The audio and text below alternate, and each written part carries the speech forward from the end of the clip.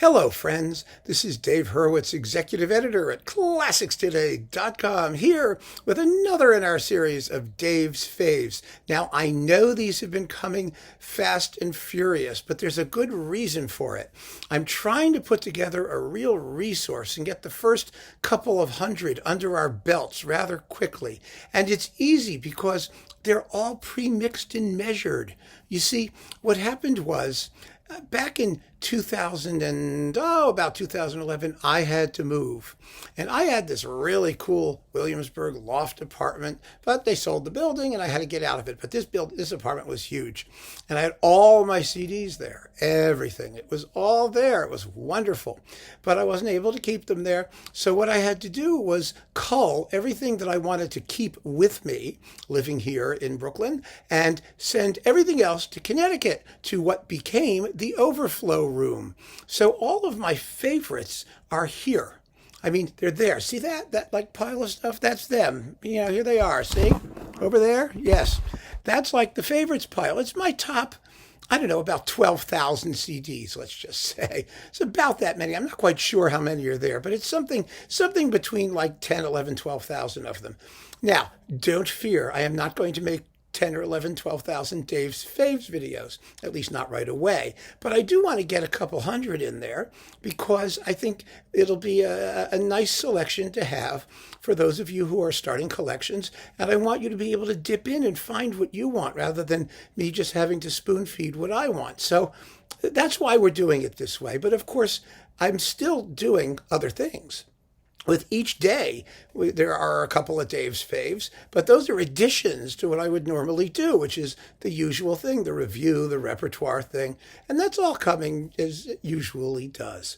So have no fear, and I hope you continue to enjoy this series, because today we're doing Bruckner. Yeah, Bruckner, and specifically the Seventh Symphony. No, Frau Blucher stuff with this, because this is good stuff. This is good Bruckner. This is not crappy Bruckner. So good Bruckner, Symphony number 7. This was the symphony that made Bruckner's reputation, that everybody heard and went, aha, this guy really has something to say. And it didn't get revised 500 times.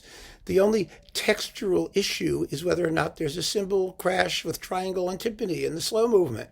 And it makes absolutely no difference whether it's there or not there. So we don't have to care. I don't care. I mean, you may care. Anyway, my choice for Bruckner Symphony number 7 has been and remains, well, there are a bunch of them. Before I tell you, well, you could look at the thing and see which one it is, but, there are Bruckner 7s for every taste, and I like them, depending on how I feel. There are the quick ones, like Ormandy and Libor Pesek. There are the really slow ones, like Shai or Celibidache. There are the strict in tempo, sort of transcendental ones, like Karajan and his crew. I mean, there's just millions of them.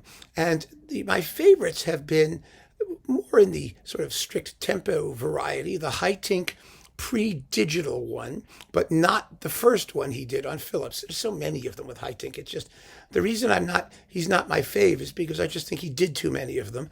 And if you average them all out, you get not greatness. There is one that is shattering greatness, but all the others are, okay, plus or minus. So we're not dealing with those because I'm averaging Haitink. I think he deserves to be averaged. Anyone who makes that many recordings of the same thing really deserves to be averaged.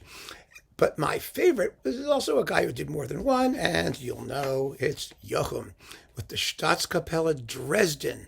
Now, Jochum did 2 Bruckner cycles, and one with Berlin and Bavarian Radio on Deutsche Grammophon, and this one on EMI with the Staatskapelle Dresden. And this one has, it's not, you could put the best Bruckner cycle with Jochum together by picking the best from both cycles. Neither one of them is perfect, but they're awfully good. They're really, really good. And this 7th with the Staatskapelle Dresden is truly special. absolutely glorious. First of all, Jochum was a flexible tempo Bruckner guy. He wasn't a strict metronomic Bruckner guy. And that gives his conducting in all of this music a certain humanity and a flow and a rhythm and a naturalness and a singing quality that's just wonderful, particularly in this of all the Bruckner symphonies, because it's really his most lyrical symphony. And I think that quality is particularly important and works particularly well. Second of all, he really nails the adagio. Now, it's a slow adagio. He doesn't whiz through it. He takes it very slowly, but it's so, so beautiful. And again, that flexibility of pulse allows him to be that slow in overall timing while giving us a lot of variety and color and just differentiation of sections between one from the other, while having the whole thing hold together just beautifully. And it is gloriously played and fabulously well recorded. Not all of this cycle is. The eighth is not terribly well recorded, but the seventh here was just magnificent. And then the rest of it's just fabulous. I mean, period. The last two movements are rather quick, and they're much shorter, and they're a lot harder. But one thing, I mean, a lot sort of, harder, I mean just a lot less weighty. There we go. That was the word. A lot less weighty than the rest of it. And I really think also Jochum's approach works particularly well in the symphony because it's a very top-heavy symphony. You basically have two big, long, slowish movements followed by two short, peppier, Bruckner's never really peppy, but peppier, quick ones. And so it really, really helps in those two big, long first movements if you have a certain amount of freedom of movement. It loosens things up a little bit. It's like a big stretch before the race. You feel good going into it, and there seems to be spaciousness. And so you never feel claustrophobic or confined or trapped. You don't want to feel trapped. You certainly don't want to feel trapped with Bruckner. God knows. So, Jochum, Staatskapelle Dresden is my favorite Bruckner seventh. It's the one I reach for when I really want to hear the Bruckner seventh. And boy, it's just so beautiful. It really is. So keep on listening, friends. Thank you for joining me. Have a look at the Dave's Faves playlist and take care.